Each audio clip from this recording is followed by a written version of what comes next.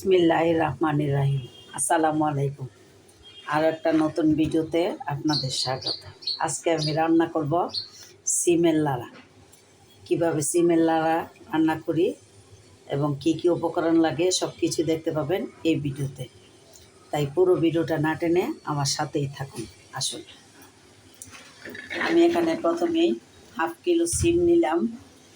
সিম সাথে কটা আলু, তারপরে আমি একটা প্যানে দিয়ে দিলাম। এবার একে একে সব এটা দিয়ে দিলাম। এটা নরসিংদীর বিখ্যাত সিমের লাড়া। আমি এই লাড়াটা প্রথম রান্না করছি, জানি না কেমন হবে। কিছু পেঁয়াজ কুচি, একটু রসুন কুচি,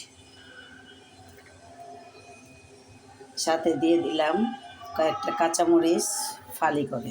মশলা, হলুদের গুঁড়া দিয়ে দিলাম। এখন দিচ্ছি মরিচের গুঁড়া, তারপরে দিয়ে দিচ্ছি ভাজা জিরার গুঁড়া। এটা তেল ছাড়া রান্না করব। সব শেষে দিয়ে দিলাম লবণ।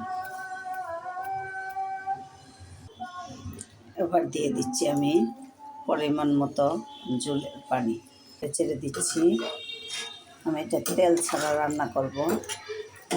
কিভাবে রান্না করি দেখতে থাকুন।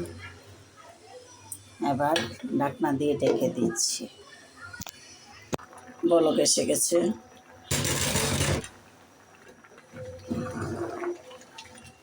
এটা সিদ্ধ হোক। এখন সিদ্ধ হয়ে আসছে। আমি এটাকে একটু নাড়াচাড়া করে দিচ্ছি। আলু, সিম, টমেটো সব সিদ্ধ হয়ে গেছে। আমি এগুলো একটু একটা ভেঙে দিচ্ছি।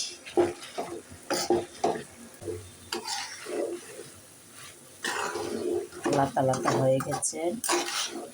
এবার এটাকে আমি নামিয়ে নেব। আমি এটাকে আরেকটা প্যানে রেখে দিলাম, দিয়ে এটা ধুয়ে পরিষ্কার মতো তেল দিয়ে দিলাম। এবার রসুন পেঁয়াজ দিয়ে দিচ্ছি। শুধু রসুন পেঁয়াজ দিয়ে পেঁয়াজটা একদম বাদামি হয়ে গেলে আমি এবার দিয়ে দিচ্ছি বিসমিল্লাহ। নাড়াচাড়া করে নিচ্ছি। আমি সবটা দিয়ে এবার নাড়াচাড়া করে নিচ্ছি। শেষ মুহূর্তে দিয়ে দিচ্ছি এখানে কিছু কাঁচামরিচ ফালি, আর দিয়ে দিচ্ছি ধনিয়া পাতা।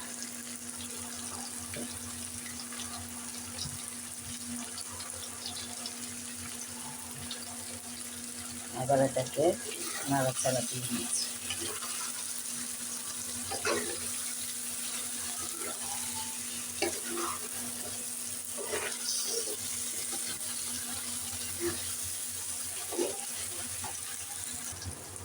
আমার সিমের লাড়া হয়ে গেছে। এবার এটা নামিয়ে নিচ্ছি। নামিয়ে সার্ভ করে দেখাচ্ছি আপনাদেরকে কেমন হয়েছে।